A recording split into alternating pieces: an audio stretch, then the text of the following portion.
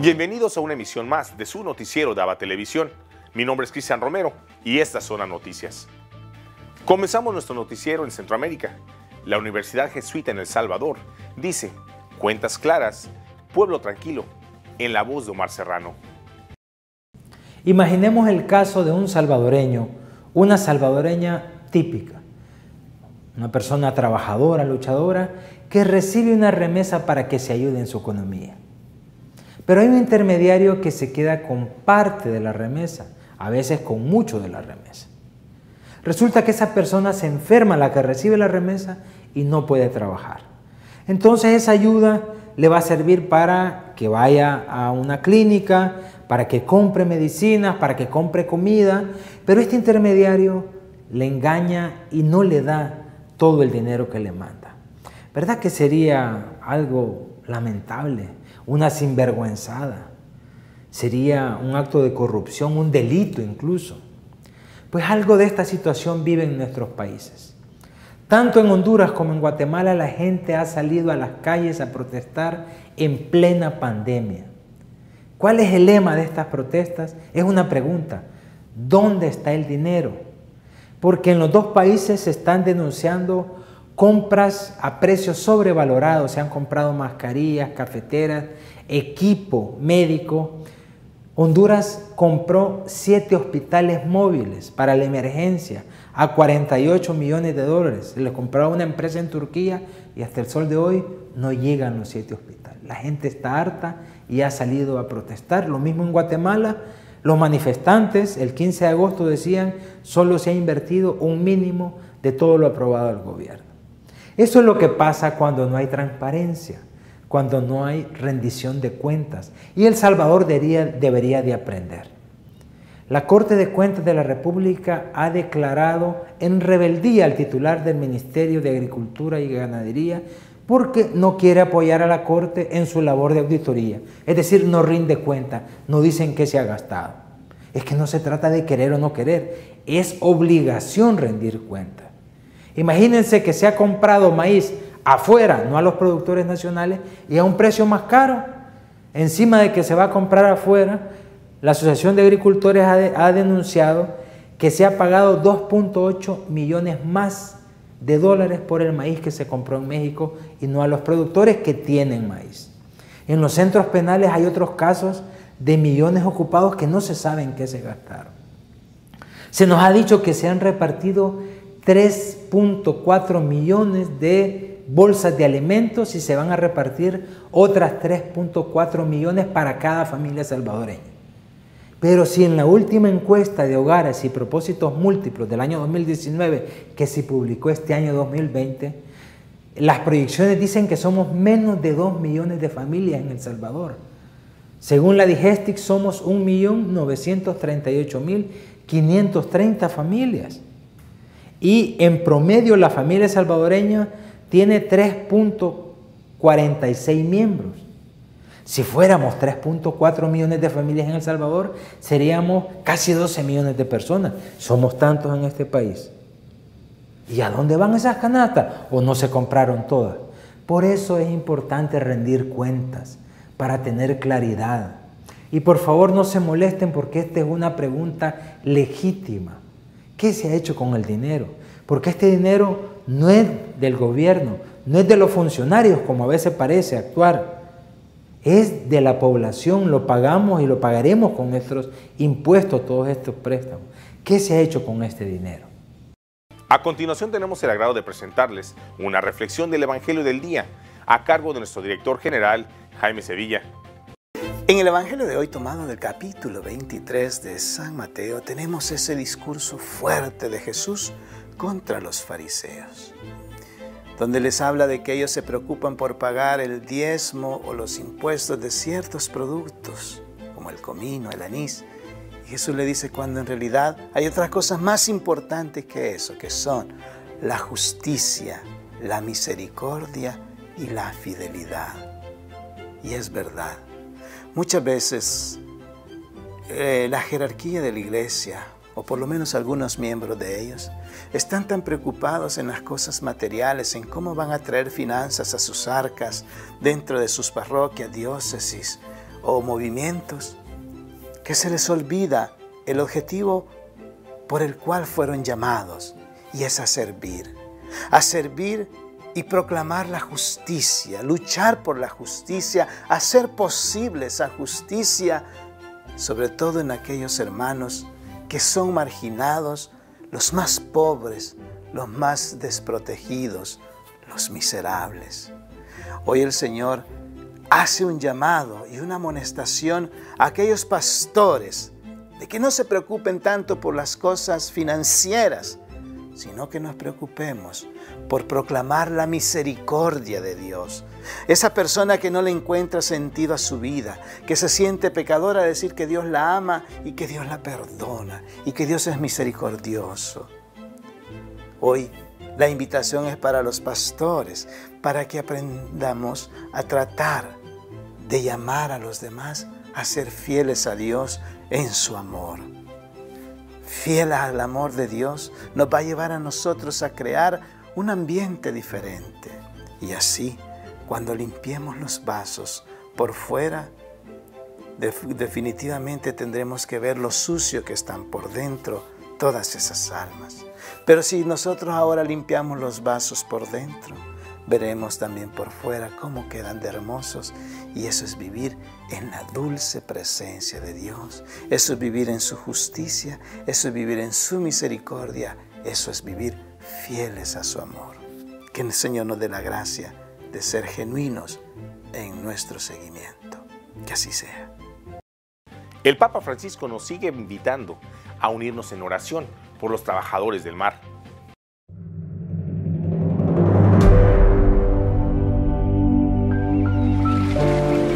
La vida del marinero, del pescador y la de sus familias es muy dura. A veces está marcada por el trabajo forzado o por ser abandonados en puertos lejanos. Además, la competencia de la pesca industrial y la contaminación hacen su trabajo todavía más complicado. Sin la gente del mar, mucha parte del mundo sufriría hambre. Recemos por todas las personas que trabajan y viven del mar, entre ellos los marineros, los pescadores y sus familias.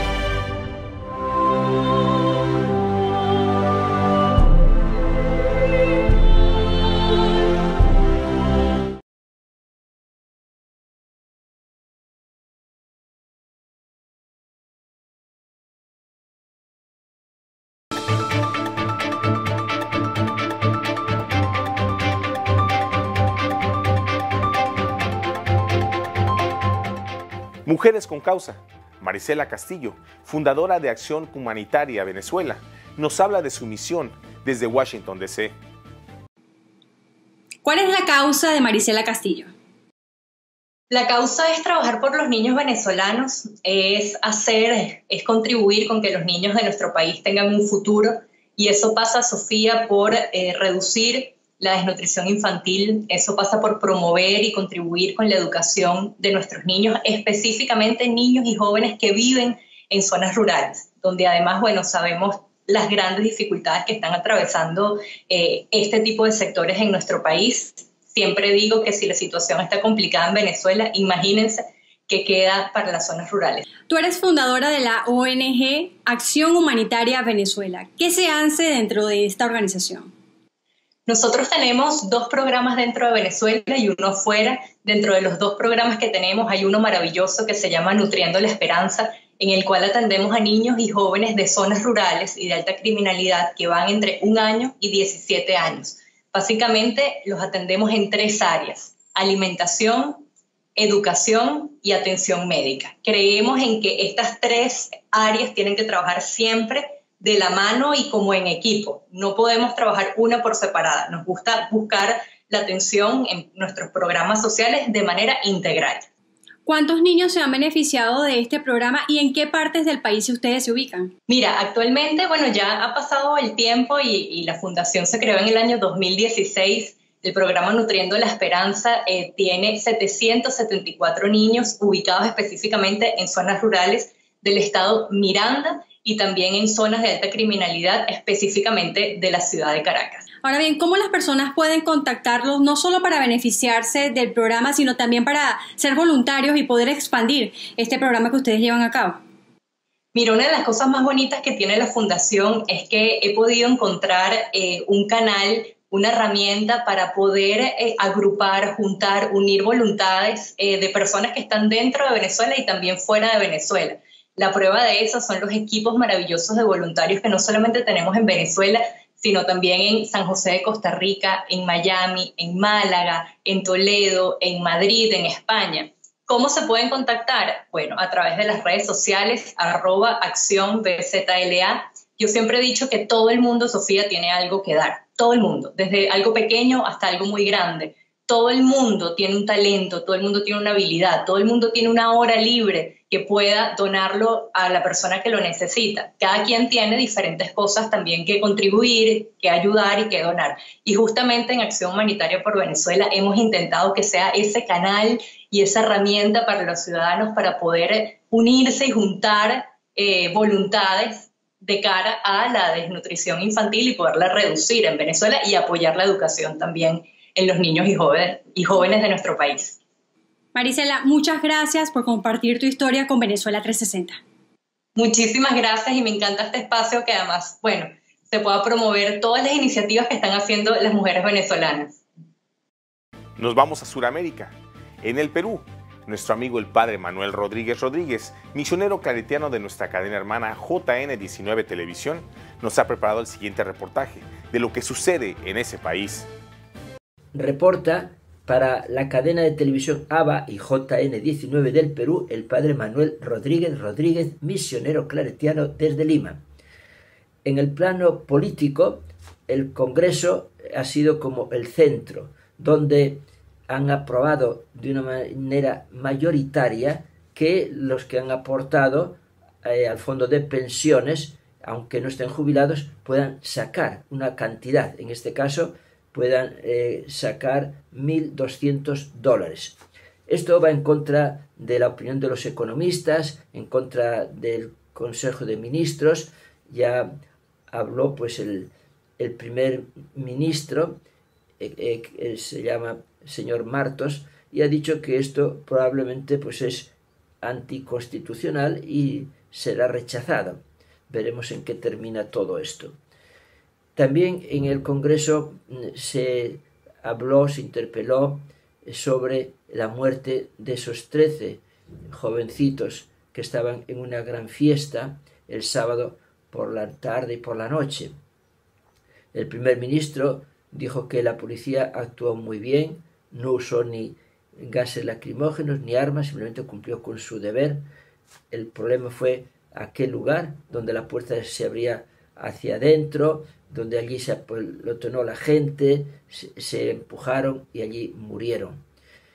Se buscan ahora responsabilidades, ciertamente el que organizó la fiesta, ciertamente el dueño de aquel local, porque era más bien, según figura en la municipalidad, era una fábrica textil. También el alcalde de esa zona, por no estar al día, no vigilar ese lugar. En cuanto a la vacuna, hay muchas esperanzas y se han pedido 6.000 voluntarios que quieran experimentar esta vacuna. Antes de que se extienda, tiene que estar bien comprobado todo. Estamos preparándonos a nivel nacional para la fiesta de Santa Rosa de Lima. Ella, patrona de Filipinas, patrona de América Latina, fue la primera que fue canonizada del continente americano, la primera santa que nació aquí, precisamente en Lima. Se celebra el día 30 y hay una costumbre de que durante estos días previos se mandan cartas, competiciones, súplicas que se ponen en un pozo, el pozo de Santa Rosa.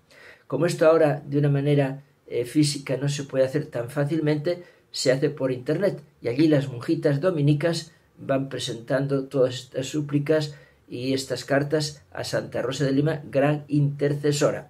Una devoción popular, muy arraigada, muy simpática, una santita que atrae la admiración de todo el mundo.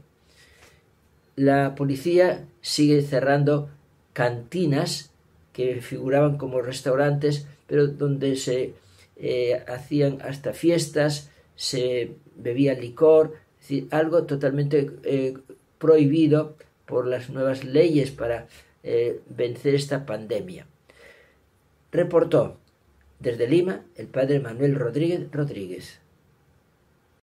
Esta es la genialidad musical de Eduardo Maturet, maestro de música venezolano, radicado en Miami. Las notas muertas de las partituras nacen cuando Eduardo Marturet sujeta la batuta con la que ha electrificado a 3 continentes. Más de 50 orquestas han sido guiadas y unificadas por el maestro venezolano. Una gran responsabilidad porque es de los pocos oficios que otros actúan por ti. Hago una acción, pero los músicos ejercen la acción. 80 músicos de 22 nacionalidades se dejan llevar por el director de la Orquesta Sinfónica de Miami, que entre la técnica y la precisión equilibra la emoción y el corazón. Hay una relación muy íntima de confianza, de seguridad que se tiene que crear, si no, es inútil. A lo largo de su vida, el receptor de la Medalla de Honor al Mérito por el Congreso norteamericano se ha involucrado con proyectos sociales en los que se ha educado musicalmente a más de 280,000 niños y jóvenes de bajos recursos en Venezuela. Y la importancia que tiene que ese mundo interior sobreviva una situación totalmente adversa y diversa. Con el reto de la excelencia, el compositor trazó un manual de supervivencia para las orquestas en América Latina. Son aquellas que sean gobernadas por sí mismas, un empoderamiento horizontal. La pandemia marcó el poder transformador de la música de la Orquesta Sinfónica de Miami. Con la sala de conciertos digital siguieron creando y reflexionando. Uno debe valorar la libertad, se da como por sentado, y no es así, ya sea cuando estamos confinados, trancados por la pandemia o cuando estamos en la libertad de tomar decisiones, Alonso. Bravo, maestro. Alonso Castillo, Voz de América, Miami.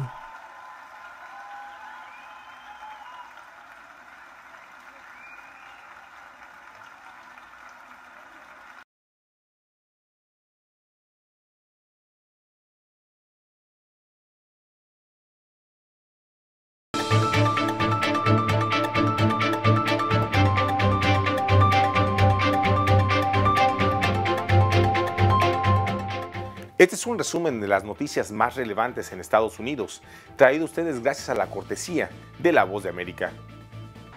Un día en Charlotte, Carolina del Norte, para nominar a Donald Trump el candidato presidencial republicano, y una noche en Washington, D.C. para escuchar a los oradores de la primera jornada de Convención Nacional Republicana. The best is yet to come. Una larga serie de invitados, desde políticos hasta personas comunes, celebraron los 4 años de presidencia de Donald Trump y sus resultados, mientras varios videos promocionales resaltaron la figura del mandatario. Entre los varios oradores habló también la ex embajadora ante las Naciones Unidas, Nikki Haley, quien subrayó el exitoso papel de la actual administración en la ONU y en general en la política exterior. La ONU no es para los cobardes. Es un lugar donde dictadores, asesinos y ladrones condenan a Estados Unidos y luego extienden sus manos y exigen que paguemos sus cuentas. Bueno, el presidente puso fin a todo eso. Con su liderazgo hicimos lo que Barack Obama y Joe Biden se negaron a hacer. Defendimos a Estados Unidos y nos enfrentamos a nuestros enemigos. Entre tanto, seguridad a través de las armas, la lucha contra la inmigración ilegal y el impulso de la economía estuvieron entre los temas principales. Un momento importante fue cuando se celebró la liberación de algunos presos estadounidenses mediante la gestión de la administración Trump, entre ellos Joshua Holt, quien estuvo detenido en Venezuela por 2 años.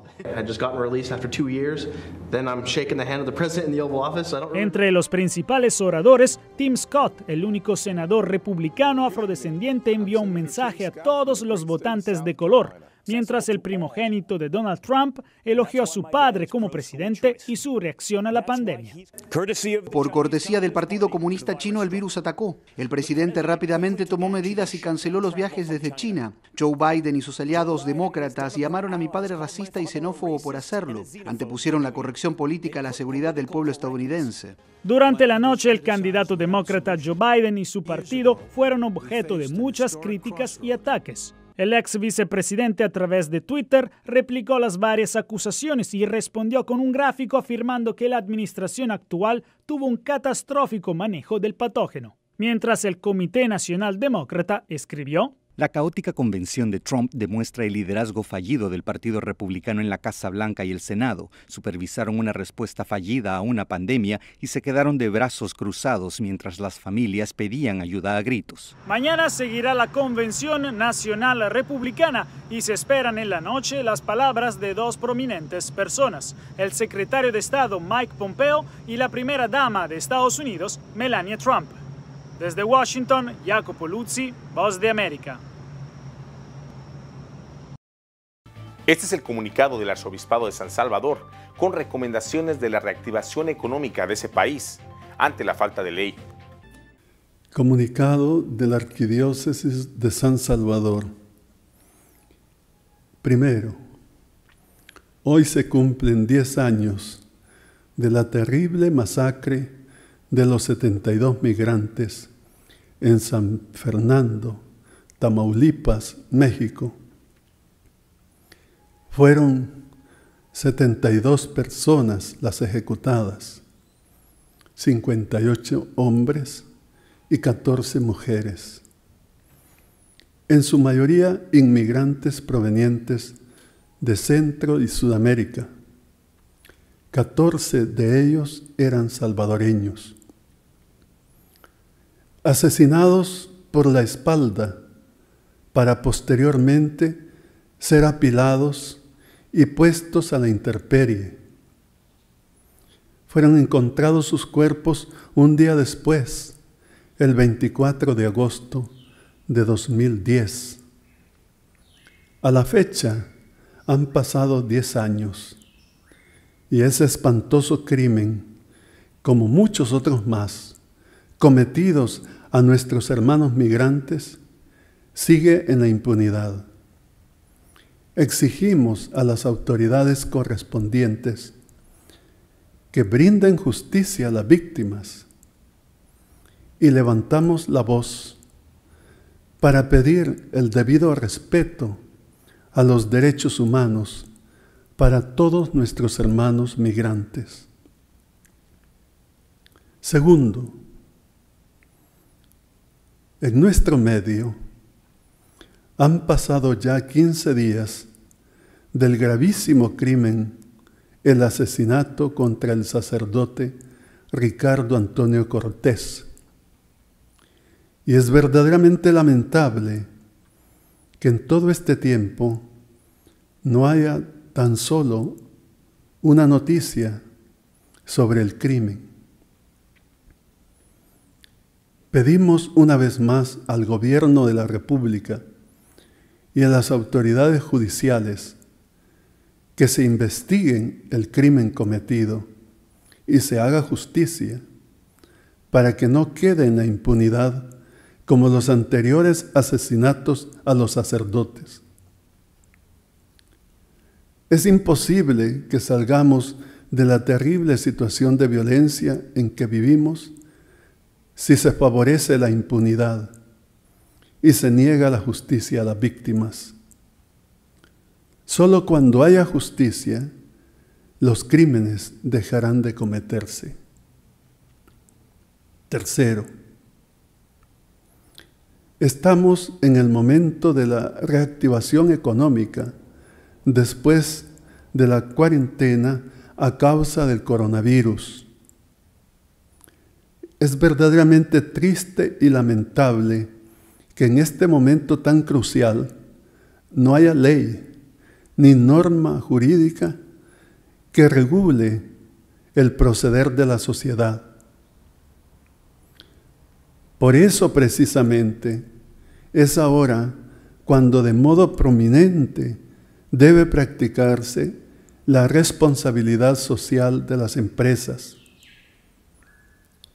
para lejos de exponer a los trabajadores al contagio del virus, se les proteja con las máximas medidas de seguridad sanitaria, distanciamiento social y reactivación escalonada, además de todas las medidas de bioseguridad, respetando y protegiendo sus derechos.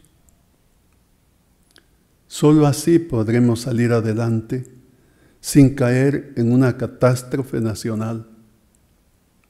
Cuarto, la Iglesia Católica, como ya se ha publicado, el próximo domingo abrirá sus templos, pero de forma parcial y con todas las normas de seguridad sanitaria, cumpliendo el protocolo aprobado por nuestra conferencia episcopal y por las autoridades sanitarias. Quinto, al no haber ley que proteja la salud y la vida de las personas en este momento de reactivación nacional, es cuando todos debemos actuar con la máxima responsabilidad posible para proteger la vida de los demás y la nuestra. Pidamos a Dios que la reactivación económica no sea causa de más muertes y enfermedades, sino por el contrario, que nos ayude a todos a establecer la nueva normalidad con mayor responsabilidad y caridad para con nuestros hermanos. Que Dios nos bendiga a todos. Dado el 23 de agosto del 2020. Firma este servidor. Muchas gracias. Y para el final de nuestro noticiero, les invitamos a disfrutar del segmento El Minuto de San Óscar Romero.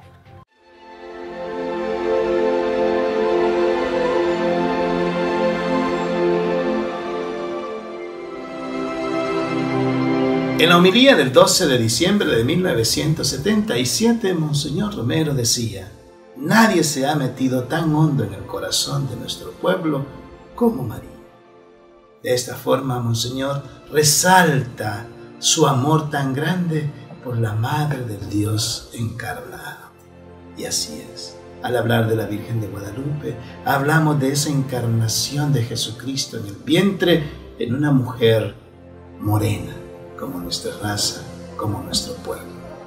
Por eso el amor hacia la Virgen es lo más hermoso que nosotros tenemos, ya que en ella descubrimos esa madre que nos acompaña, esa madre que nos consuela, esa madre que nos apapacha, esa madre que está junto a nosotros.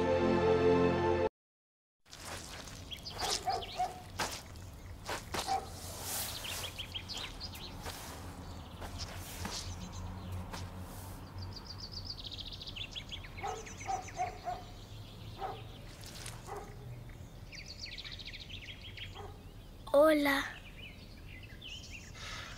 Hola. Paciencia. Pásala.